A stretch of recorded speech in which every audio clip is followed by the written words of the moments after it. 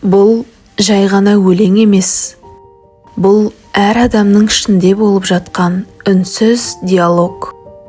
Құрметті тыңдарман, тыңдап ой түйіп көріңіз. Бәлкім, сіз өзіңізді осы жолдардан табарсыз. Абай Құнанбайұлы «Адамның кейбір кездері».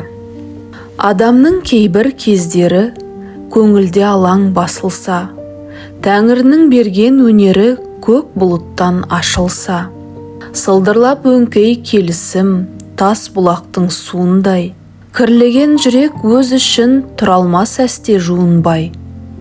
Тәңірінің күні жарқырап, ұйқыдан көңіл ашар көз, қуатты ойдан бас құрап, еркеленіп шығар сөз.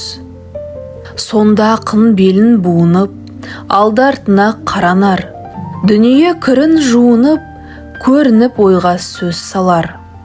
Қыранша қарап қырымға, мұң мен зарды қолға алар. Кектеніп надан зұлымға, шиыршық атар, толғанар. Әділет пен ақылға сынатып көрген білгенін, білдірсе алыс жақынға, солардың сөйле дегенін. Ызалы жүрек долы қол, улы сия ащы тіл, не жазып кетсе жайы сол, жек көрсеңдер өзің біл.